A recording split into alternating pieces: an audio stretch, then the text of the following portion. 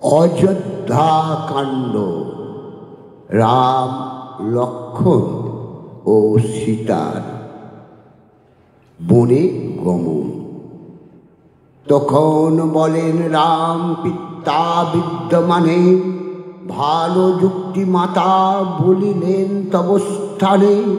রাজ্য ছাড়ি যাহার যাইতে হয় বন, অশ্বহস্তি বনে তার কোন প্রয়োজন। গাছের বাকলি পরিদণ্ড করি হাতে, জনকীর লক্ষণ মাত্র যাইবে সাথে।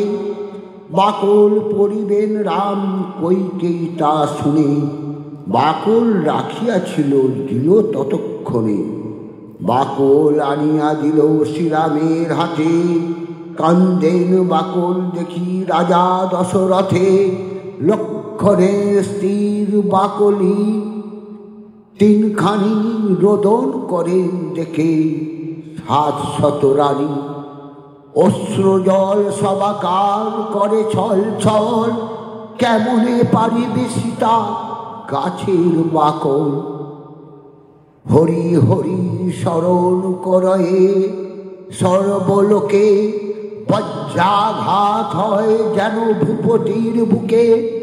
সবে বলে কইকেই পাষাণ তোমার হিয়া, তিলেক না হয় দয়া রামের দেখিয়া। একজনে দংশিয়া দংশিলি তিনজনে, লক্ষণ সীতারে কেন পাঠাইলি বনে। পিত্তে সত্য পালিতে শ্রীরাম যান বন, জানকী লক্ষণ যান কিসের কারণ।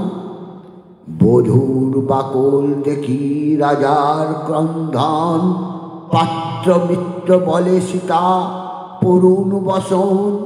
পিতৃ সত্য পুত্র পালে বধূর কি দায়, পতিব্রতা সীতা দেবী পশ্চাতে গোড়ায়। নানা রত্নে পুণ্যিত যে রাজার ভাণ্ডার, সুমন্ত শুনিয়া আনে দিব্য অলঙ্কার। জনকী পড়েন তার তোরণ নূপুর, মকর কুণ্ডল হার অপূর্ব কেউট। মণিময় মালার বিচিত্র পাশুলি, হীরক আঙ্গুলি হেতু শোভিত আঙ্গুলি। দুহাতে শাঁখা তার অদ্ভুত নির্মাণ, করিলেন ইত্যাদি ভূষণ পরিধান। পট্টবস্ত্র পরিলেন অতি মনোহর, ত্রৈলোক্য জিনিয়া রূপ ধৈল সুন্দর। যেমন ভূষণ তার তেমনি আকার, শ্বশুরে জানকী দেবী করে নমস্কার। বিদায় লইয়া সতী শ্বশুর চরণে, রয়ে হাত জোর হাতে শাশুড়ির বিদ্যা মানে। কৌশল্যা বলেন সীতা শুনো সাবধানে, স্বামী সেবা সতত করিবে রাত্রি দিনে।